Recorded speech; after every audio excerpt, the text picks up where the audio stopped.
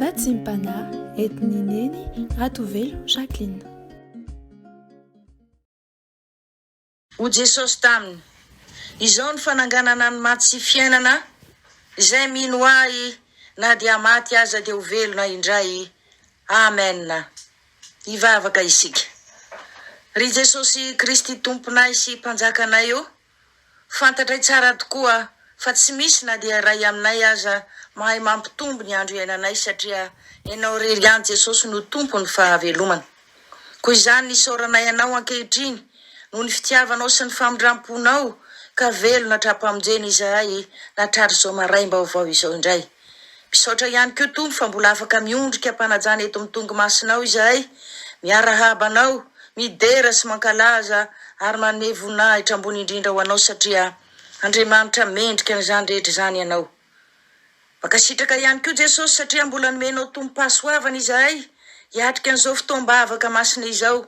Afaka ihany koa handre ny afatrao ananaranao anay ary ampianaranao anay ny sitraponao. Koa mba ampio zay Jesosy, mba fenoa ny herim-panava aminao, mba ahafahanay mandray tsara ny afatrao, ahafahanay ihany koa mitahiry ary mampiatra izany eo amin'ny fiainanay. Aza vela hiala maineto zay Jesosy malala, fa tena mila tokoa ny teninao hanazava sy hanavao ny lalanay mba tsy ho diso lalana intsony izahay. Dia mitenena aza tompo fa mangeta etandreanao izahay olonao. Amen. Dia mbola faly miarabantsika tsirairay avy ry havana amin'ny anaran'ny tompo, ary faly ihany koa manonona ho antsika ny fahasoavana mba hampiadanana avy amin'Andriamanitra ray sy Jesosy Kristy tompo ary ny fampiraisana avy amin'ny faray masina. Amen.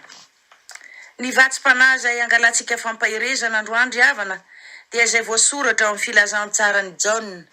Ny filazantsarany Jaona toko 5 ny andininy 2:20. Filazantsarany Jaona toko 5 ny andininy 2:20 izay mivaky toy izao amin'ny anaran'i Jesosy Kristy tompon'ny teny.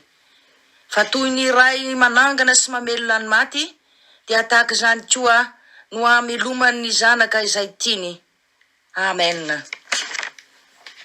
Amin'ny alalan'izany andinin-tsoratra masina izay voavy novakitsika izany ry havana, no andeha andiniantsika ny loha hevitra hoe mahay manangana sy mamelona ny maty ny Andriamanitsika.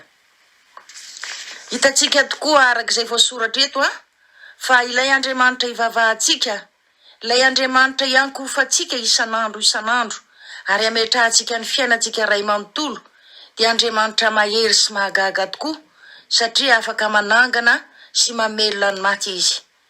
Tsy nijanona teo amin'Andriamanitra ray ihany nefa izany fahefana lehibe izany, fa mbola nifindra tamin'i Jesosy Kristy zanak'Andriamanitra koa izay afaka mamelona ny olona izay tiany rehetra.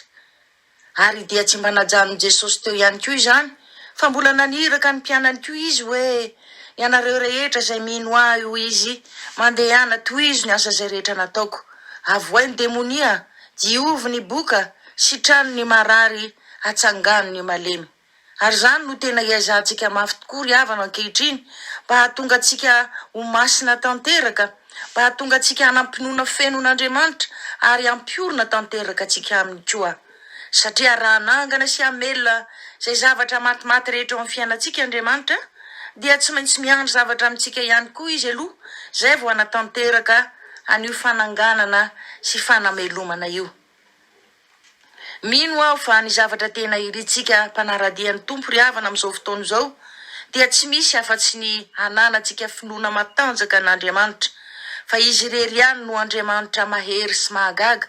Izy ilay Andriamanitra mahay manao ny zavatra rehetra izay tsy vitan'ny olombelona, ary izy ihany koa ilay Andriamanitra manana ny fahefana feno tsy misy mahatohitra azy.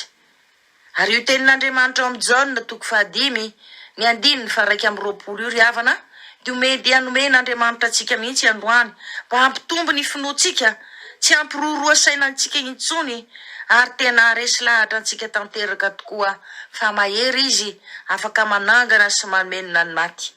Noho izany aza matahotra, aza mitebiteby intsony ry havana, fa izay rehetra veritsika hoe matimaty eo amin'ny fiainantsika, na eo amin'ny ara-panahy izany, na eo amin'ny ara-batana izany, na eo amin'ny asa fivelomana, na eo amin'ny tokantranontsika ihany koa, dia vita n'Andriamanitra avokoa ny manangana sy ny mamelona azy raha toa ka tena tafatoetra ao anatintsika ny tompo ary koa avelantsika andidy sy anapaka eo amin'ny fiainantsika ray manontolo izy. Ny fanirian'Andriamanitra tokoa mantsy ry havana dia no mba ho feno ny finoana azy tanteraka isika rehetra araka ny teniny hoe raha mino ahy ianareo dia ahita ny voninahitro, izany hoe andalo eo amin'ny fiainantsika avokoa ny fahatsaran'Andriamanitra rehetra, fahasalamana, ny fifaliana, ny fahombiazana, ny fiadanana mandrakizay. Ao amin'ny Lioka 7 ny 5:12 ka hatrany amin'ny 5:10 dia manambara koa fa ny fananganan'i Jesosy Kristy ilay zanan'ilay tokan'ilay vehivavy manano-tena fa maty tokoa io zatovolahy io, efa dia noalevina mahitsy kanefa dia natsangan'i Jesosy Kristy tamin'ny maty indray. Zany zavatra nitrangy zany ry havana dia manambara fa Jesosy rehefa tena tafiditra ao anatin'ny fahasarotana isika dia malahelo antsika tanteraka izy ary tsy maintsy amonjy antsika faran'izay aingana izy. Teny indray mbava amonjany ry havana no tenenin'i Jesosy hoe ry zatovo miarena dia niarina sady niteny ilay zatovolahy ry hava malala ao amin'ny tompo. Izany fahagagana nataon'i Jesosy zany ve dia tsy mba ataontsika ho ampy ampitombo sy ampiorina tsara ny finoantsika amin'ny Jesosy satria ny maty dia hitatsika fa nitsangana tokoa ankehitriny. Noho izany aoka isika tsy rerahana zao karazan'olana maro isan-karazany izao intsony, na aretina izany, na fahoriana izany, na tsy fisina, na ady na korotana ihany koa. Azalana ao anatin'ny saintsika fotsiny ry havana hoe inona moa izay zavatra miseho amin'ny fiainantsika, izay fahoriana lalovantsika eo anatrehan'ny fahagagana vitany, izay manahy manangana sy mamelona ny maty.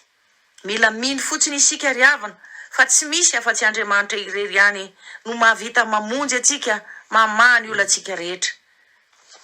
Ao amin'ny Ezekela 7:30 afaka vakitsika ihany koa dia manambara ny fanesoran'Andriamanitra ny zanak'Israely tamin'ny fahafatesana izany teny izany amin'ny soratra masina izany. Rehefa maty tokoa mantsy ny olona ry havana dia miafara amin'ny taola maina sisa. Ary teo anatrehan'izany dia naniraka ny Ezekela ny tompo hoe mandehana ka maminany ianao amin'ireo taolana maina maro ireo, fa izay lazay ny vavanao dia ho tanterahiko avokoa. Ary arak'izany baiko nataon'Andriamanitra izany dia naminany tamin'ny anaran'ny tompo tokoa Ezekela koa dia nitambatra ny taolana ary vory ny nofo sy ny ozatra koa dia nitsangana ny maty ary nasiny aina dia lasa tony ilay zaza maty efa nandeha ho alevina kanefa dia novelominy Jesosy Kristy indray. Fantatra zany ry havana ankehitriny fa tsy vitany hoe natsangana tamin'ny matiny fotsiny kory ny maty fa mbola nasian'Andriamanitra aina ihany koa mba tena ho velona tsara tanteraka. Dia toy izany koa ry havana ny fanahintsika, toy izany koa ny fahasalamantsika, ny tokantranontsika, ny asa fivelomantsika, ny fiainantsika ray manontolo mihitsy. Mila aina avokoa izany rehetrarehetra izany satria raha mitsangana anefa tsy misy aina dia tsy afaka hitombo sy hivelatra amin'ny fahatsarana zany rehetrarehetra izany. Raha toa azaka mahatsapa isika ry havana fa misy zavatra maina na matimaty eo amin'ny fiainantsika, ny vahaolana tsara indrindra dia miazaka za mandohalika eo potitry ny azo fijalian'i Jesosy. Eo no aleo hitondrantsika ny sarotra rehetra izay tsy vitatsika satria teo ihany no namonjeny atsika ary teo ihany koa no nitenenany hoe vita. Koa ny fitarainantsika lava eo manodidina atsika ry havana dia tsy miantso mihitsy ny voninahitr'Andriamanitra. Vao maika aza toa miteny isika hoe tsy mahefa na inona amin'ny olanay ianao Andriamanitra, tsy mahavonjy anay akory ianao raha tojo fahasarotana izay. Ny tsara angamba dia aleo mba manahaka ny nataon'ny Paoly sy Silasy isika, tsy mba nitaraina fanaintainana izy ireo na dia matombono aza, fa vao maika ny hira fiderana, ny vavaka mafy dia indro fanivahany varavarany fonja. Aza misy mahatsiaro ny taloha izany intsony fa aoka isika rehetra mba hatanjaka finoana ary koa mba ampitombo ny finoantsika isan'andro amin'ny Andriamanitra izay ivavahantsika ary iankofantsika, izay mahay manangana sy mamelona ny maty. Ataovy tena miorina tsara am-pontsika ry havana satria matoa zao tenin'Andriamanitra zao tonga amintsika tsirairay avy dia tena tiany isika ino tanteraka azy. Mba fantatsika moa ry havana fa matoa ny tompo ny teny tamin'ny Mosesy hoe asaivy mandroso ny zanak'Israely dia efa fantany tsara zay ataony. Ny anjaran'ny Israely sisa dia ino ve sa tsy? Fantatsika tsara ny zavatra niseho avy eo fa nisokatra ny ranomasina mena ary dia nandeha tany maina ny zanak'Israely rehetra. Ny zavatra marina izany ry havana dia hoe ny olona vonona androso ihany no anaovan'Andriamanitra fahagagana sy anokafan'ny ranomasina mena. Dia tahaka izany koa ry havana ny amelomany zanak'Andriamanitra Jesosy Kristy izay tiany. Izany hoe Jesosy koa dia afaka manao fahagagana marobe. Jesosy koa dia afaka melona izay fa maty. Saingy tsy ny olona rehetra kosa no anatanterahany Jesosy an'izany fa izay tiany ihany. Izany hoe ireo izay mivavaka marina aminy, ireo izay mino sy matoky azy, ireo izay manao ny sitrapony rehetra ihany koa. Tsarovy ry havana fa ny voana fafy eny amin'ny tsilo na ny vato lampy dia tsy mba hamoy izany. Fa ny voana fafy teny amin'ny tany tsara sy ny tany lonaka kosa dia mo 30 na 80 na 100 eny. Satria izay tiany Jesosy ihany no velominy dia ireo izay nandany tamin'ny mpitiavana, ny heriny rehetra, ny fotoanany, ny fahalalany ary ny volany ihany koa amin'ny fanomponan'Andriamanitra fa tsy amin'ny zava-poana akory.